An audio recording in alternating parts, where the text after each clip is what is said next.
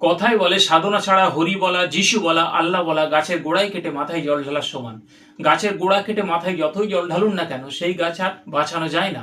ঠিক একইভাবে যদি ভক্তি না থাকে, হৃদয়ে বিশ্বাস না থাকে, তীব্র মনোবল না থাকে যে সত্যের পথে আগিয়ে যাবো, যতই মুখে যিশু বলুন, হরি বলুন, ঈশ্বর বলুন, আল্লাহ বলুন, তাতে কোনো লাভ হয় না। খ্রিস্টানরা মনে করেন যে গণেশ হচ্ছেন দেবতা আর যিশু হচ্ছেন ঈশ্বর, তাই গণেশের সঙ্গে কোনো সম্বন্ধ নেই যিশুর। আবার অনেক হিন্দুরা তাই একইভাবে মনে করে যে গণেশের সঙ্গে এবং হিন্দু ধর্মের সঙ্গে খ্রিস্টানের কোনো সম্বন্ধ নেই। অনেক খ্রিস্টান রয়েছে তারা নিজেদেরকে মনে মনে গর্বিত মনে করে হিন্দুদের মূর্তি পুজো করতে দেখে, যে হিন্দু শাস্ত্রে বারণ থাকা সত্ত্বেও তারা করছে। বাইবেলে বারণ আছে তাই আমরা করছি না, কিন্তু তারা নিজেরা বুঝতে পারে না যে বাইবেলে বারণ আছে, তারা করছে না এটা তারা ভাবছে, কিন্তু প্রকৃতপক্ষে তারা কোথাও না কোথাও মূর্তি পুজো করছে। আজকে সেটা দেখিয়ে দেবো। তাই এটা হচ্ছে খুব উপকারী ভিডিও। তাই আপনি যদি প্রকৃতপক্ষে দেখতে চান, জানতে চান যে আমি মূর্তি পুজো করছি না আমার জ্ঞানেতে, আমার বুদ্ধিতে, একইভাবে হিন্দু যারা রয়েছে তারা মনে করে যে আমিও মূর্তি পুজো করছি না, মূর্তিকে সামনে রেখে করছি, কিন্তু প্রকৃতপক্ষে আমরা দেখিয়ে দেবো যে এর প্রকৃত জায়গাটা ইবাদত বা আরাধনা বা ভক্তি বা উপাসনা কোথায় যাচ্ছে। তাই 99% যেমন খ্রিস্টানরা বুঝতে পারে না কোথায় মূর্তি রয়েছে, ঠিক একইভাবে 99% হিন্দুরা তারাও বুঝতে পারছে না যে তারা এই মূর্তিকে কিভাবে ব্যবহার করবে। মূর্তির সামনে রেখে পুজো করলেই তো ব্যবহার করা হয় না, মূর্তিকে ব্যবহার করার জন্য মূর্তিটা বানানো হয়েছিল, যে মূর্তিটা একটা ম্যাপ। তাই আজকে দেখিয়ে দেবো যে মূর্তিটা কি। তাই আসুন, জানুন, বুঝুন এবং সত্যের পথে এগিয়ে চলুন। আজকে দেখব গণেশ এবং যিশু এই দুজনের মধ্যে সম্বন্ধ কি। গণেশ যদি প্রথমে দেখি, গণপতি বলা হয় তাকে। গণপতি কেন? গণলোকের বা প্রজালোকের পতি মানে স্বামী, মনিব, গুরু, প্রভু, ত্রাণকর্তা, উদ্ধারকর্তা, মুক্তিদাতা। তাই অনেকে গণপতিকে পতিতেশ্বর বলে, অর্থাৎ যারা পতি তাদের মুক্তিদাতা, ত্রাণকর্তা, উদ্ধারকর্তা। তাহলে গণেশকে যে দেবতা বলছে, গণেশ আসলে কি দেবতা? প্রশ্ন এটাই। সব মানুষ তো গণেশকে দেবতা বলেই জানে। এটা তো মানুষেরা বলেছে যে গণেশ দেবতা, দুর্গা দেবতা, কিন্তু প্রকৃতপক্ষে সেটা কি গণেশ দেবতা? যদি বৃহদারণ্যক উপনিষদ প্রথম অধ্যায় 4th ব্রাহ্মণের 10ম শ্লোক দেখেন, সেখানে আছে গরু, ভেড়া, ছাগল মানুষের কাছে যেমন পশু তুল্য, এবং তাদের নিয়ে ব্যবসা করে, তাদের নিয়ে ইনকাম করে, তাদের মাংস খায়, তাদের দুধ খায়। তাই মানুষের উপকারের জন্য সে ছাগল গরুকে পোষে। ঠিক তেমনিভাবে দেবতাদের কাছে মানুষেরাও পশু তুল্য। মানুষেদের জন্য দেবতাদের উপকার হবে, তাই মানুষদেরকে সন্তুষ্ট করে রাখে শাস্ত্র, বৃহদারণ্যক উপনিষদ সেই জন্য বলছে। সেখানে আরেকটা কথা উল্লেখ রয়েছে যে দেবতারা কখনো চায় না যে মানুষ সত্য জানুক, পরিত্রাণ লাভ করুক, মহামুক্তির পথ সে পাক এবং তার গ্রাস থেকে বেরিয়ে সেই প্রকৃত সত্য লোকে যাক।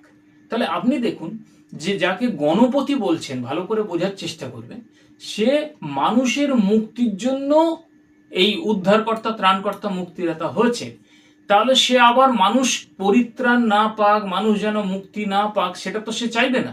তাই গণপতি বা গণেশকে আপনি দেবতার মধ্যে রাখতে পারবেন না। দেবতা আলাদা, আমরা সব এক করে ফেলেছি সত্য না বুঝতে পেরে। দেবতা আর ঈশ্বর তাদের মধ্যে অনেক তফাৎ রয়েছে। গণপতি মুক্তির পথ উন্মোচনের জন্য একটা চিহ্ন, তাই গণেশ হচ্ছে বলিদানের একটা চিহ্ন। গণেশ হচ্ছে মুক্তির পথ উন্মোচনকারী, তাই সেই হিসাবে তাকে বলা হয় সমস্ত পুজোর আগে। সেই কারণে অনেকে বলে না গণেশ পুজো আগে করে। তাই সত্য সন্ধানীরা ভালো করে বোঝার চেষ্টা করবে। যারা সত্য সন্ধানী নয়, ফাঁকা আওয়াজ করে যায়, তারা বিদ্রুপ করবে, ভুলভাল কমেন্ট করবে। তাই আপনি গণেশের মূর্তিটা দেখেছেন? গণেশের মূর্তিটা দেখে কি মনে হয়? যে একটা মানুষের দেহ এবং মুন্ডুটা একটা হাতির, একটা পশুর মুন্ডু। তা সেখানে আপনার কি মনে হয় না এটা দেখে যে এটা একটা বলিদানের চিহ্ন, যে তাকে বলি দেওয়া হয়েছিল, এবং ওই মুন্ডুটা আবার লাগায়নি, পুনঃস্থাপন করার ক্ষেত্রে দেখা যায় সেখানে হচ্ছে একটা পশুর মুন্ডু নিয়ে লাগিয়ে দিয়েছে। তাহলে এখানে আপনাকে বুঝতে হবে এর মধ্যে রহস্যটা কি। শুধু হাসলে, ঠাট্টা করলে তো হবে না, যে সে পতিতেশ্বর কেন হয়েছে বা পতিতের মুক্তিদাতা প্রভু কেন হয়েছে। তাহলে এটা হচ্ছে একটা বলিদানের চিহ্ন হিসাবে গণেশকে বানানো হয়েছিল, যে এটা হচ্ছে একটা পতিত মানবের জন্য একটা আত্মবেদ যোগ্য সাধনের দরকার রয়েছে। কেননা রক্তসেচন ব্যতি রেখে যেমন পাপের মোচন হয় না, তাই এটা হচ্ছে রক্তসেচনের, বলিদানের একটা চিহ্ন, কুরবানির একটা চিহ্ন, পাপার্থক বলি রূপে বলিদান করার একটা চিহ্ন হিসাবে রাখা হয়েছে। যারা সত্য জানে না, বুঝতে পারে না, এখন বর্তমানে যে কাহিনীটা প্রচলন রয়েছে, চলছে, সেটাই সবাই বিশ্বাস করে এবং সেটাই মেনে চলে, যে শিব সে ত্রিশূল দিয়ে গণেশের মুন্ডু ছেদন করেছিল। কেন? সে গণেশ প্রতিরোধ করেছিল শিব প্রবেশ করতে চেয়েছিল কক্ষে, কিন্তু গণেশ প্রবেশ করতে দেয়নি, সেই কারণের জন্য আর শিব চিনতে পারেনি সে তার ছেলে, তাই তাকে মুণ্ডচ্ছেদন করেছিল। আবার অনেকে বলছে যে গণেশকে দেখে যেতে বলেছিল শনিদেবকে, এবার শনিদেব যখনই দেখতে আসলো সেই তার দৃষ্টিতেই গণেশের মুন্ডু ছেদন হয়ে গেছিল।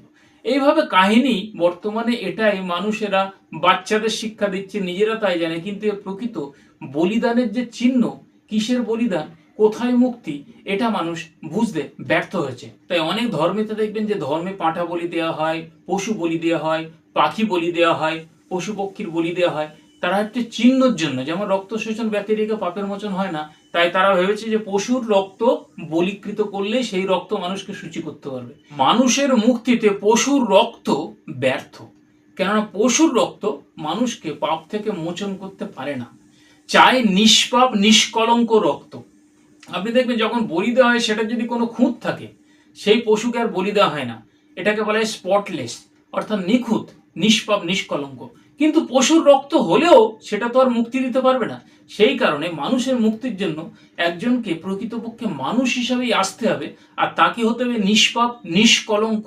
এই কথাটা পূর্বের সত্যদ্রষ্টা সত্যজ্ঞানী সাধুরা জানতেন, সেই কারণে তারা একটা চিহ্ন বা ম্যাপ তৈরি করে গেছেন মূর্তির মধ্য দিয়ে, যে এই মূর্তির মধ্য দিয়ে তারা বলে গেছেন, বোঝাতে চেয়েছেন যে মানুষের মুক্তির জন্য একজনকে কুরবানি হতে হবে, একজনকে বলিকৃত হতে হবে, আর সেই বলিদানের মধ্য দিয়ে মানুষের মুক্তি। তাই অন্ধকারের জগৎ, যেটা হচ্ছে দেবতাদের জগৎ এবং অসুরদের জগৎ, সেই জগতের হাত থেকে বাঁচার জন্য এই কুরবানি, সেই বলিদানের চিহ্ন হিসাবে সে সত্যদ্রষ্টা জ্ঞানীরা তারা স্থাপন করে দিয়ে গেছিলেন। তবে প্রশ্ন এখানেই থেকে যায় যে তাহলে পশুর মস্তক কেন?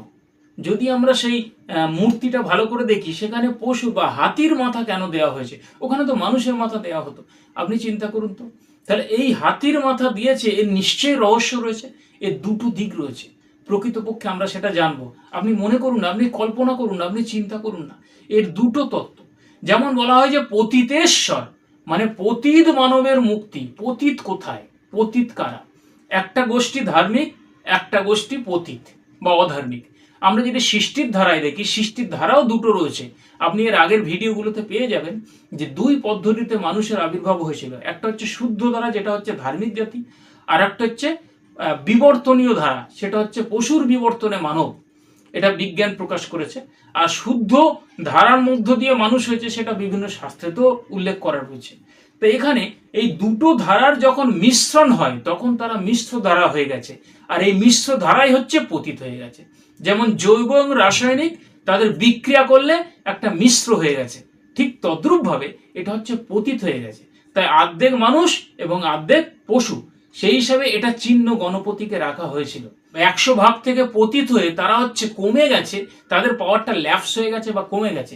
সেই কারণের জন্য আত্মিক পাওয়ার যেহেতু সে কমে গেছে, তাই তারা উপরে যেতে ব্যর্থ হবে, ঈশ্বরীয় জগৎ বা সত্য জগতে যেতে ব্যর্থ হবে। তাই মানুষকে বলা হয় যে অধঃপতন হয়েছে। এই অধঃপতনকে পূর্ণতা লাভ করার জন্য সে হস্তি মস্তক দিয়ে পুনঃস্থাপনের একটা চিহ্ন। যেহেতু দুটো ধারার মধ্য দিয়ে মানুষেরা এসছে এবং দুটো ধারা যখনই মিশ্রণ হয়ে গেছে, তাদের পতন হয়ে গেছে, তাই এটাকে বলে অধঃপতন। এই অধঃপতন মানে সে আত্মিক শক্তি হারিয়ে ফেলেছে, সেই কারণে তাকে শক্তি দেওয়ার জন্যই এই বলিদান বা বলিদানের চিহ্ন। সেই কারণে বলছে হিন্দু শাস্ত্র, ঊর্ধ্ব হইতে শ্রীলাভ না করিলে কেহই যেতে পারে না। আর বাইবেলেও বলছে, যিশু বলছেন, ঊর্ধ্ব হইতে শক্তি পরিহিত না হইলে কেহই যেতে পারে না। পুনঃস্থাপন বলতে কি? এখানে হচ্ছে আবার তাকে জীবিত করা হয়েছে, হস্তি মস্তক বা পশুর একটা মাথা দিয়ে তাকে জীবিত করা হয়েছে, কেননা সে আবার উঠেছে, সে আবার জীবিত হয়েছে, কেননা সে যে বলিকৃত হয়েছিল, বলিদান দিয়েছিল এবং বলিদানে তিনি সফল হয়েছে, সফল হয়ে তিনি জীবিত হয়েছে। মরে পড়ে থাকলে সে বলিদান কোনো গ্র্যান্ড হতো না বা গ্রহণযোগ্য হতো না। সেই কারণের জন্য তিনি পুনঃস্থাপন করেছেন। তাই হাতির মাথার এই দুটো চিহ্ন। অনেকে আবার হাতির মাথার অনেক কিছু কথা বলে, গণেশের এই মূর্তি নিয়ে অনেকে অনেক কিছু মানে বলে। কেউ বলছে যে কান, বড় বড় কান, তার মানে হচ্ছে শ্রবণে সত্তর, এবং চোখ ছোট ছোট, দৃষ্টিতে প্রখর, এবং সুর প্রচণ্ড শক্তির প্রতীক, সেই হিসাবে বলছে। কিন্তু মূল উদ্দেশ্য এটাই, মূল উদ্দেশ্য হচ্ছে বলিদান। তাই এটা হচ্ছে একটা ম্যাপ। আগেকার সত্যদ্রষ্টা সাধকরা জানতেন যে বলিদান ছাড়া মুক্তি সাধন, পতিত মানবের মুক্তির পথ উন্মোচন সম্ভব নয়। অনেকেই সত্য তত্ত্ব রহস্য না বুঝতে পেরে তারা সেই মূর্তিটাকে নিয়েই পুজো করতে আরম্ভ করেছে, ভেবেছে মূর্তি পুজো করলেই আমি সত্য জগতে পৌঁছে যাবো। আপনি চিন্তা করুন না, আমেরিকার একটা ম্যাপ নিয়ে আপনি হাজার সাধনা করুন, ধ্যান করুন, প্রার্থনা করুন, ম্যাপের উপর উঠে দাঁড়ান, আপনি কি আমেরিকা পৌঁছে যাবেন? তাই ম্যাপ বোঝাবে আপনাকে যে আমেরিকা কোথায়। ঠিক মূর্তির মধ্যে দিয়ে কিছু কিছু রাস্তা বোঝায়, এটা হচ্ছে মাধ্যম। তাই সেটা বোঝার চেষ্টা করা হচ্ছে প্রকৃত উদ্দেশ্য। সেই কারণে তাদের জন্যই যজুর্বেদ বলছে 32-3 এবং শ্বেতশ্বতর উপনিষদ 4-19 বলছে ন তস্য প্রতিমস্তি যস্য। কোনো কিছু চিহ্ন, কোনো কিছু ভাস্কর্য, কোনো কিছু মূর্তি তাদেরকে তোমাদের জন্য নির্মাণ করো না, পুজো করো না এবং তাদের কাছে প্রণিপাত করো না, তাদের আরাধনা করো না। আবার দেখবেন শ্বেতশ্বতর উপনিষদ সেখানে হচ্ছে 6-9, সেখানে বলছে ন তস্য কশ্চিৎ প্রতিরস্তি, অর্থাৎ পরম ঈশ্বরকে কোনো কিছু দিয়ে, কোনো কিছু চিহ্ন, কোনো কিছু মূর্তি, কোনো কিছু ভাস্কর্য দিয়ে বোঝা সম্ভব নয়, বোঝানোও সম্ভব নয়। তিনি অদেহী, তিনি নিরাকার, তার কোনো আকার নেই, অদৃশ্য। এবার প্রশ্ন হচ্ছে যিশুর সঙ্গে এখানে গণেশের কি সম্বন্ধ রয়েছে? যিশু খ্রিস্টের জন্মের বহু বছর পূর্বে এই সত্যদ্রষ্টা সাধকরা তারা এটা প্রতিষ্ঠা করে গেছিলেন। কেননা হিন্দুদের ত্রাতা, খ্রিস্টানদের ত্রাতা, ইসলামদের ত্রাতা আলাদা আলাদা তো হতে পারে না, সমস্ত পৃথিবীর মানুষের মুক্তির ত্রাতা তো একজনই হবে। সেই কারণে এর মধ্য দিয়ে, ম্যাপের মধ্য দিয়ে বলে গেছিলেন যিনি পরিত্রাতা হয়ে আসবেন, মানব রূপে আসবেন, তাকে হতে হবে নিখুঁত, নিষ্পাপ, নিষ্কলঙ্ক। তার জন্ম কোনো কামে হবে না, তার জন্ম কোনো মানুষের ঔরসে হবে না এবং তাকে মৃত্যু ধরে রাখতে পারবে না। তিনি বলিকৃত হবেন ঠিক আছে, কিন্তু আবার লেখা আছে না পুনঃস্থাপন বলা হলো একটু আগে, যে পুনঃস্থাপনের চিহ্ন হচ্ছে হস্তি মস্তক, তিনি আবার জীবিত হয়ে উঠেছেন। যে শেষ হয়ে যায় সে ত্রাতা হতে পারে না। তো এখানে দেখা যায় যে তাকে নিষ্পাপ, নিষ্কলঙ্ক হতে হবে এবং সেই রক্ত কোনো পশুর না, মানব রক্ত, এবং সেটা সূচীকৃত রক্ত। এই কারণে তার জন্ম হবে ধার্মিক ধারায়, ধার্মিক বংশে, কোনো মানুষের দ্বারা না, অলৌকিক আশ্চর্যভাবে। এবং তিনি এত কিছু ভূমিকা পালন করবে, বলিকৃত হবেন, মানুষের মুক্তির পথ উন্মোচন করবেন, তিনি পুনরুত্থিত হবেন এবং রাস্তা তৈরি করে দেবেন। সেই রাস্তা ধরে পতিত মানুষের মুক্তি হয়ে যাবে, তারা ঊর্ধ্বে গমন করবেন। তাই এটা প্রকৃতপক্ষে দেখা যায় যে বাইবেলে যে যীশুখ্রিস্টের কথা বলা হয়েছে তার সঙ্গে সম্পূর্ণ হুবহু মিল রয়েছে। এবং সেই ম্যাপের চিহ্ন হিসাবে যীশুখ্রিস্ট এসেছিলেন একজাত হয়ে, অর্থাৎ একটা অংশ হয়ে, তিনি পুত্র হয়ে এই পৃথিবীতে এসেছিলেন ত্রাণকর্তা, মুক্তিদাতা, উদ্ধারকর্তা হয়ে। গণেশ ছিলেন ছায়া, যিশু হলেন কায়া।